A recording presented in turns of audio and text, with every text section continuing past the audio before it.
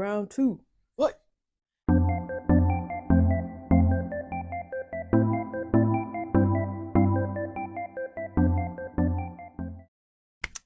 Welcome back to my channel.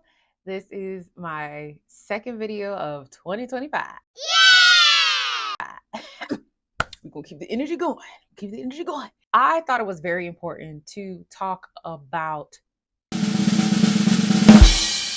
hair, especially my hair journey. Before we get this video started, you know we got to do the whole protocol thing. So make sure you subscribe and make sure you like this video so you can get other updates that are coming with it.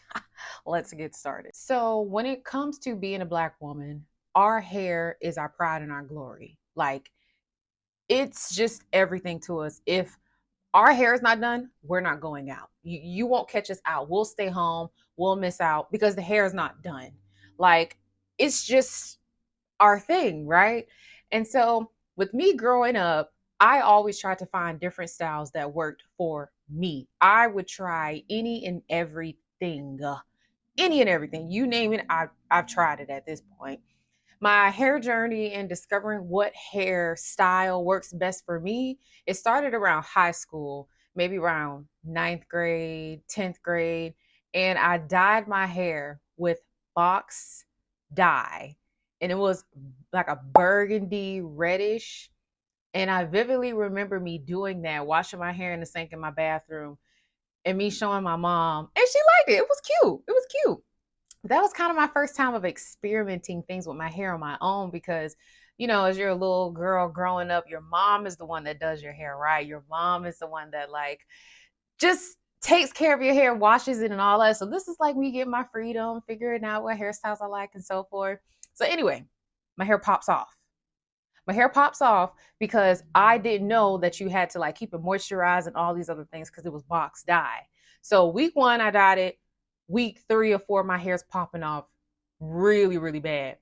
So I go to the hair salon and I get my hair cut in a pixie cut. I originally did not want no pixie cut. I didn't like the pixie cut. I wanted length. Okay. I wanted my hair to grow long. I wanted just like the whole freaking nine. Now, with me wanting my hair to grow long and I had to get it a pixie cut, I was really devastated. I thought I looked older than what I should have been, but little did I know that was the beginning of my trendsetter phase with my hair. Let me tell you.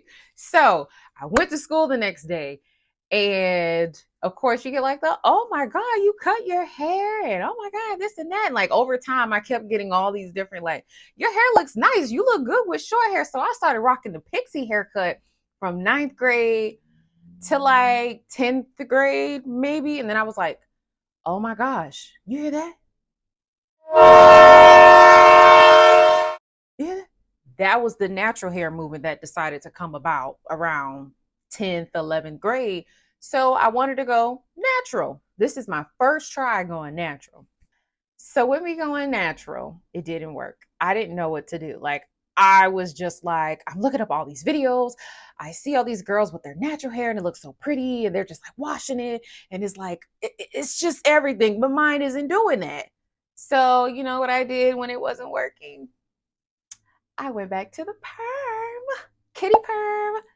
And yeah, that was the beginning of a journey where I just didn't know how I wanted to wear my hair. I didn't know what worked for me. I always tried to do what worked for everybody else and thought it worked for me. Fast forward to college. So my freshman year of college, I had a pixie cut. I kept the pixie cut up. I would do my own perms because at this point I knew how to do my perms. So I thought. Wrong answer, forehead. Little did I know that that was going to be another journey for me. With me doing those box perms on myself, which I shouldn't have done, it created a bald spot in the middle of my head, like a really thin spot. And this spot, I'm still dealing with it to this day.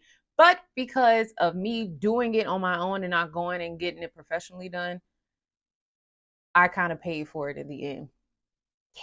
So when I'm in, like, after my freshman year, it's like, I want to try something different. The natural hair movement was growing even louder around that time. I was like, the big chop. What's a big chop? Maybe I should do the big chop. So you had the big chop, then you had the little chop, right? The little chop, some people would just like every so often cut their hair when they would see it grow out the perm and cut their hair. No, me, baby, no. I went all the way, shave it off. This is me right here with no hair. I went to a barber shop in my college town and I said, cut it all off. And the barber like, you sure you want to do that? I said, yeah, I do. I do. I've never felt so free with no hair on my head. That was one of the best times of my life because I didn't have no hair. I could wake up, get that brush it down, and go on about my business. Like, I just loved it so much. You can see how much I loved it by how I'm like smiling, but I would never do it again. No, wouldn't do that. It was like a thing back then. So I remember I came home one weekend and I showed my dad my haircut. And I showed my mom already knew I cut my hair, but I showed my dad and he actually liked it. He was like, I like it. It's pretty cool. In the back of my mind now, the age I am, I'm like, if my child would have came home with their hair buzz cut, it would have been a big problem. I would have been like, yeah, something's wrong. But at that time, like I said, I was just trying to find what worked best for me. And I kept the buzz cut for about maybe 2 or 3 months. Like I said, I loved it. But once it started to get cold, we needed some fur. We needed something on the head. So I permed it again, right? But when I permed it, oh, it was giving Halle Berry, like, this is it right here. Like, oh my gosh, it was so pretty on my face. And I loved that. I was like, this is dope. Everybody was just like, oh my God, your hair is so pretty. Short. That's what I would always get is like, you could rock any type of hairstyle, but short is your thing. But now I'm like, I wouldn't do short again. And no, the way my face is changing and me getting older and aging, baby, we ain't doing that. I'm a long hair girl for life. But anyway, I digress. I did that and I stayed short for a time being, but with me being short, I wanted to go from short to long, short to long, short to long. And this was the time where I just was really inconsistent with my hairstyle. So I was like, I need to find something that will help me and let me just change it how I want to change it. So this is when I started doing quick weaves on myself. My hair was literally this short. See my finger? This short. And I didn't do like the quick weave method with the whole cap and the black thing. I would part my short hair and put tracks on my scalp between it all the way to the top and literally just blend it. Just lay it down and just blend it. And it worked for me. Like, it was nice. I loved it. You couldn't tell me could tell me nothing. But anyway, I did that for a very, very, very, very long time. So then once I graduated from college, I was like, I really need to just chill out on the hairstyles because I'm doing too much quickly. I don't see any growth. Like, I just was doing my hair based off of styles and events, not taking care of the hair that was underneath it. So, like I said, fast forward to after college, I tried going natural again, but I did not do the big chop. Instead, I did the little chop.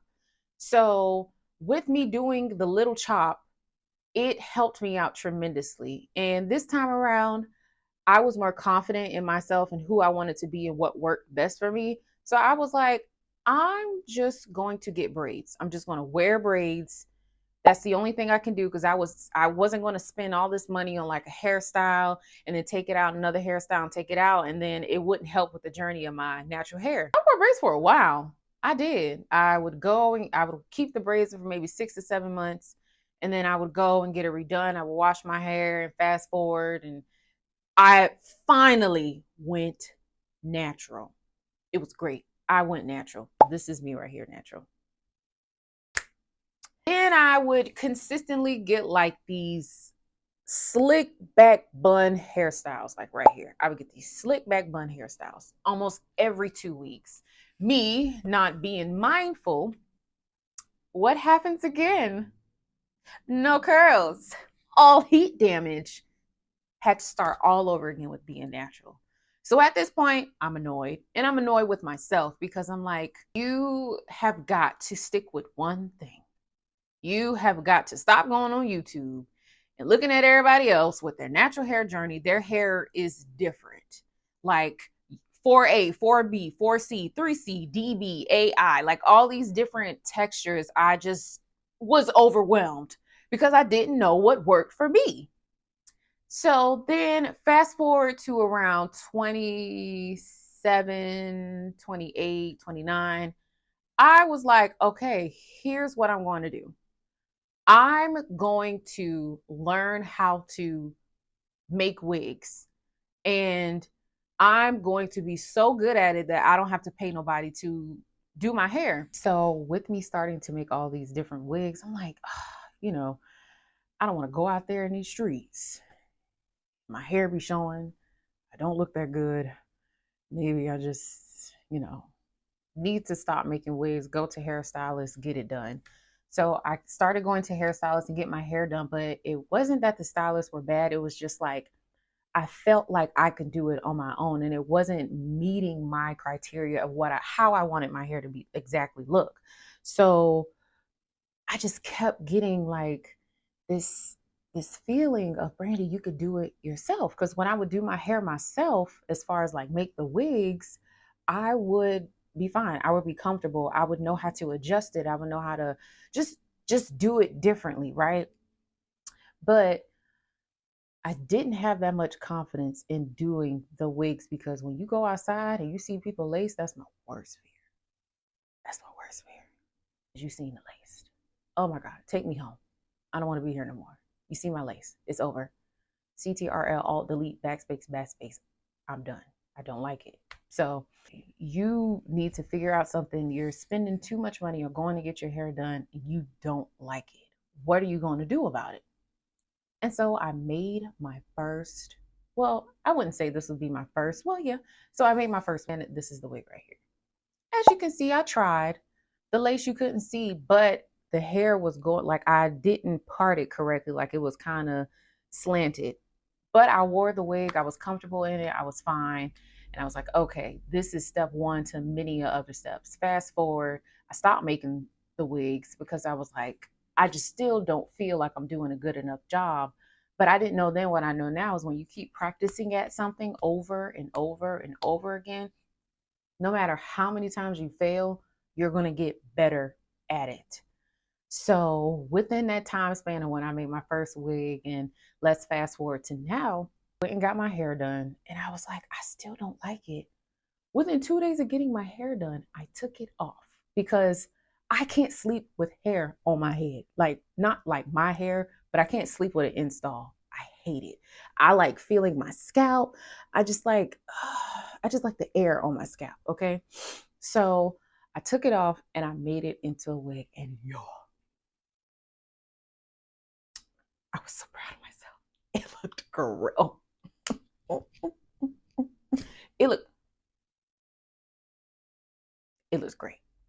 And this is a picture of it right here. This is my first wig. We gonna call her Chloe. This was Chloe. So once I made that wig, I was like, all right, I need to start getting into making my own wigs because I really felt like God was like telling me, you can do it yourself, Brandy.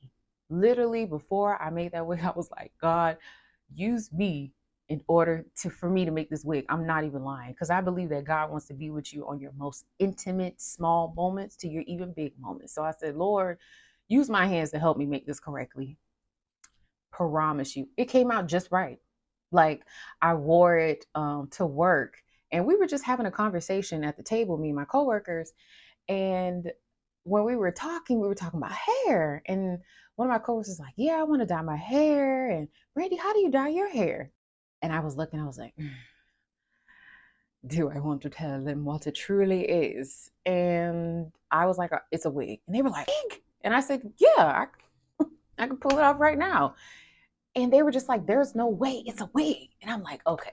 In the back of my mind, yeah, girl, You can do this. So these are glueless wigs. These are wigs that I can take on, and I love it. This is my favorite time of the day. Now I'm finding my groove and what works for me. My hair has grown so much because I have a routine now compared to trying to do what was good for everybody else. Now I figured out what's best for Brandy and being in my lane with my hair. What I do is I go to my stylist, I let her wash it, I let her deep condition it, and she's an old school stylist. Like, this salon is not like the new salons where you walk in and you don't feel comfortable, you feel like everybody's looking at you and stuff. No, this is like an old school salon. They use blue magic. Blue magic. They sold me right there. But she washes my hair, she deep conditions it, and then she gives me a trim.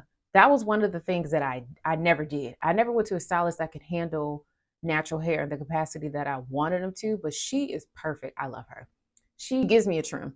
So when I get those trims, she cornrows my hair, puts blue magic between my scalp, and that's it. I just wear my glueless wigs, just keep wearing them. And at night, I take it off because I want my scalp to breathe. You still want your scalp to breathe. And I've seen such a difference in the health of my hair, even the growth of my hair. This is the most I've ever seen my hair grow before. So from the journey of me beginning and shaving my head to go natural to me finding out what works for me, I'm truly seeing the fruits of the labor of me just doing what works best for my hair. And I think it's very important for you to find what works best for your hair. I think everybody's capable of doing their own hair if you truly put in the time and the effort. I mean, because it's a lot of money. I'm not trying to be gawking out $400, $500 every time I want my hair done. I'm going to need to go in my closet, look at the girls, and grab them because I change my hair way too much to have one hairstyle installed on my head. Then I work out. So it's like, how am I going to do that with working out? So I'm just so glad that I found this for me. And I want to inspire and tell y'all, find what works best for you. You may be able to make your own unit. And that's another thing. Like, I want to teach y'all how to make your own unit. It's not going to be perfect for the first time, but I'm going to teach y'all. I'm going to teach y'all how to do it because in this economy, who got the coins to drop that much? And if you do, good for you. Even if I did have the coins times 10, I still wouldn't do it because there's nothing like having a skill that you can monetize off of, okay? So I hope you guys enjoy my little hair journey video. There's more to come. See you later, girl.